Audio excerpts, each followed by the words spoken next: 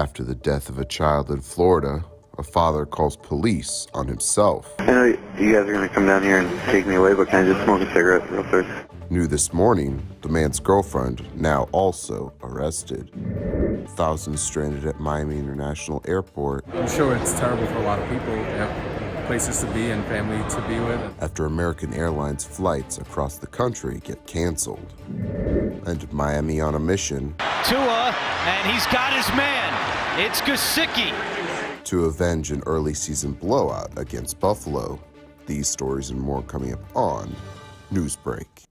Good morning, South Florida. I'm Danelle Dukin. And I'm Zitlali Solache. Today is Monday, November 1st, 2021. From the South Florida Media Network's Biscayne-based studios in North Miami, this is SFMN Newsbreak. Grounded at the gate, hundreds of passengers at Miami International Airport seeing their flights get canceled. And it's not just a problem here in South Florida, it's happening to American Airlines flights across the country. According to FlightAware, American Airlines canceled more than 600 flights yesterday, and many are saying this is happening due to weather conditions and staff shortages. Can't control it, so it's out of my control. You know, I'm sure it's terrible for a lot of people. They have places to be and family to be with, and as do I. I have to go to work tomorrow, so. In a statement, the airline says travelers should see improvement beginning today and that they are being proactive to minimize the inconvenience. A second person is behind bars this morning after the abuse-related death of a 12-year-old boy in Central Florida. At the family's home near Melbourne, Jason Godletsky allegedly beat Noah Godletsky to death and left his body in the home's laundry room. The father's live-in girlfriend then traveled to Connecticut. He went to the police station and called them from their own lobby. Do you know how he passed away, or? No. I know you guys are going to come down here and take me away, but can I just smoke a cigarette real quick? The girlfriend, Samariel Dubose, was arrested in Connecticut Friday. The day would have been Noah's 13th birthday. Both suspects are facing charges which include aggravated manslaughter of a child. As President Biden arrives in the United Kingdom this morning, two of his major spending bills could possibly be on their way to becoming law. Bills that address infrastructure and climate change have been gaining more support, which could mean Biden's domestic agenda could pass by the end of this week. Democrats on Capitol Hill say votes could happen as soon as tomorrow. Democrats have been united in their value of what we need to get done. And I think that you will see people come together this week and get two bills that are badly needed done. Last week, the president announced a refined version of the economic and climate bill after months of negotiations. Despite these cuts, the bill will still feature a year-long extension of the child tax credit and billions to invest in combating climate change. Some policies that were removed could potentially be revisited later in the president's term. It's a big week for the Supreme Court and for the future of abortion in the state of Texas. Today, the court will hear arguments in two cases challenging the Texas law that bans abortions after 6 weeks in most cases. Today's arguments will focus on the unusual construction of the law. Private citizens from any state can bring a civil suit against anyone who helps a pregnant person seeking an abortion. The ban will remain in effect while the legal challenges play out. Rock and roller Bon Jovi has tested positive for COVID-19 before his scheduled performance Saturday on Miami Beach. The singer is fully vaccinated and is experiencing no symptoms as he isolates. He doesn't have any future performances planned just yet. Bon Jovi isn't the only famous singer to test positive. Ed Sheeran also announced he contracted the virus last Sunday. Miscommunication leads to the Miami Dolphins' 7th consecutive loss. Tied 3-3 in the third quarter, the Bills' wide receiver Gabriel Davis picks up a pass and scores a touchdown. During the fourth quarter, down by 9, the Bills' quarterback Josh Allen runs for the final touchdown of the game and dominates with a 7-yard rush, leaving the game with a final score of 26-11. The Florida neighborhood where a legend of children's television grew up honors him with a statue. That's still ahead, and so is this story. I went into my room for my closet, and I sorted out, and I figured on this. Canceled for COVID last Halloween, South Florida's spookiest running event has returned. Don't go away. Newsbreak will be back in 2 minutes.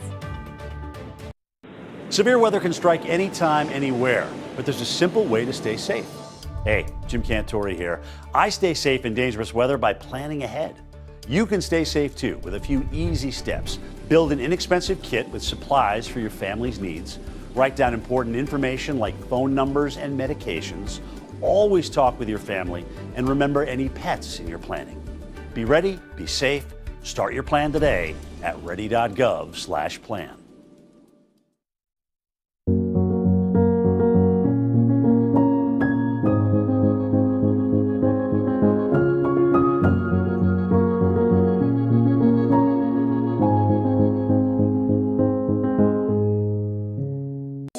Whether it be sports, music, or art, we're all good at different things. But when it comes to texting and driving, no one's good at that.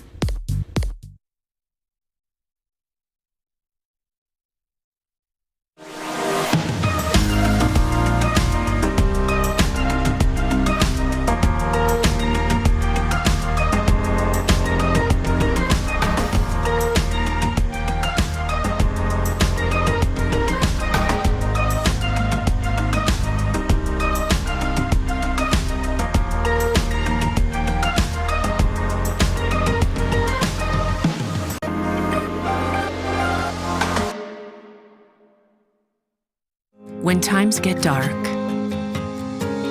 we can't see the help that's all around us. Let 211 be your guiding light for help with food, healthcare, and other resources. 211, how can I help you? Call 211 or visit 211.org. 211, get connected, get help.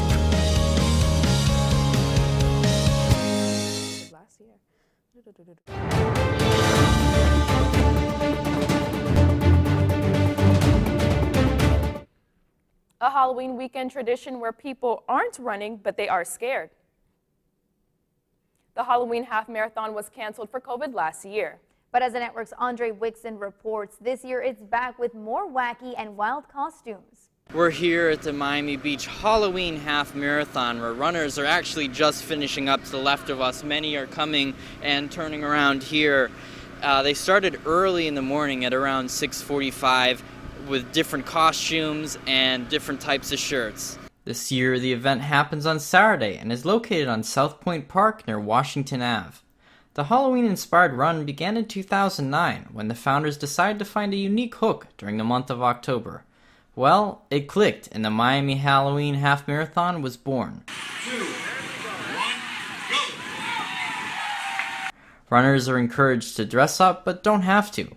Each year, a new Halloween-inspired medal is handed out for completing the race. This is one of my favorite events. I've done it at least 6 years in a row. It's fun. The course is beautiful. You get to see the water and the boats and the cruise ships. And then we go eat at Joe's Stone Crab, which makes it even better. Each runner has their own personal story on what brought them out for the spooky occasion. I've been doing this race since it first started. I think it was 2009, and I love Halloween. I love dressing up. So this is like I just love this race. I have a whole collection. So yesterday I went into my room for my closet, and I sorted out, and I figured on this, and then I washed it because I have allergies. Other runners were inspired to come after the event got canceled in 2020 due to COVID concerns. There's no better way to start your weekend with a Halloween half marathon. I'm Andre Wixon for the South Florida Media Network. It's a beautiful day in the neighborhood. A small college in Central Florida is honoring their most famous graduate, Mr. Rogers. At Rollins College, Mr. Rogers has been immortalized in bronze, standing at 7.5 feet tall and weighing more than 3,000 pounds. In extraordinary detail, Mr. Rogers is depicted with his iconic sweater and sneakers, being surrounded by children in the chapel garden. May their Visitors influence continue to inspire us and future generations to kindness, service to others, and generosity of spirit. Thank you. Visitors had the chance to visit since last Friday and meet its creator, as well as Mr. Rogers' son. That's all the time we have for Newsbreak. I'm Zitlali Solache. And I'm Danelle Duke. And get more news anytime at sfmn.fiu.edu.